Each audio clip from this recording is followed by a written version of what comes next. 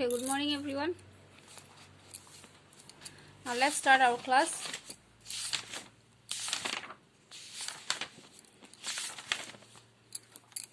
And in the last class we were studying about how to understand the map. Okay, and in this understanding a map we have studied direction. First point is direction, then scale, signs and symbols, and we have completed this color scheme also. And this color scheme, one small example is given here. Okay, map showing the color scheme. See, here you will see lots of color, different colors. Okay, and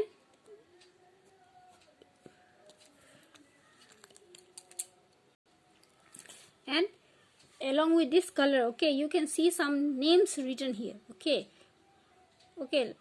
like for this example, you can see in this map green color.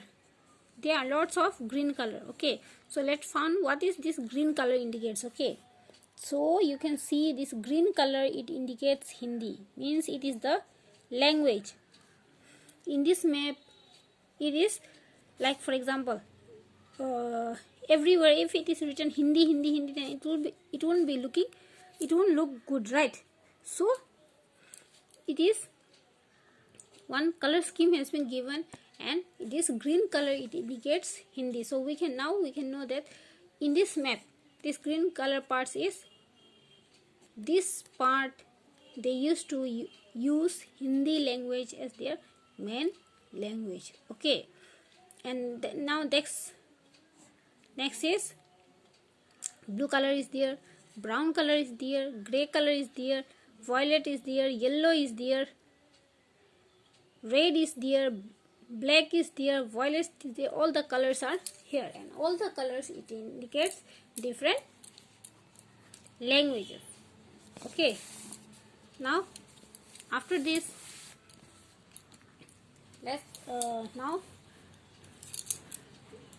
below there is written island. Okay, now we will just have a quick revision about this chapter. Okay, just see, map. What are map? Maps are drawing of a part or the whole of the earth surface on a flat surface. Okay, this is the definition of a map. The map is the drawing of a earth. Okay, either it may be the part of the earth or it may be the whole surface. And the collection of maps bounded together in a book is called atlas. What is atlas? It is the collection, means many maps which is bounded together in a book, in a single book. Okay, it is called atlas. And there are many types of map. There are many types of map, like physical map, political map, then thematic map, that includes climatic maps, economic or resource map, and road map. Okay, and there are many more map also. Okay, which you can find in this atlas book. Now next is the every map has direction, signs, symbols, and scale. This is called language of a map. We have already studied that every map has its signs, symbols, and scales and direction, and all these things are called the language of a map. And some map are shaded with different colors, just like, for example, we have studied this color map.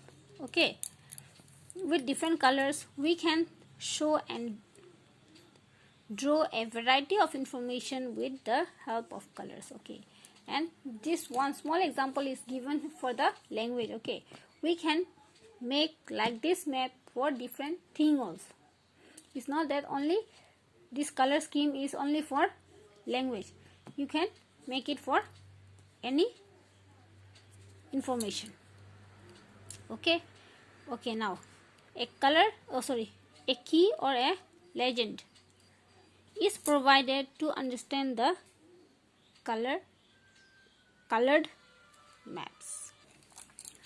Okay, and all these things is provided to understand the map only. Okay, everything, either it may be signs, symbols, language, direction, everything is provided to us only to understand this map.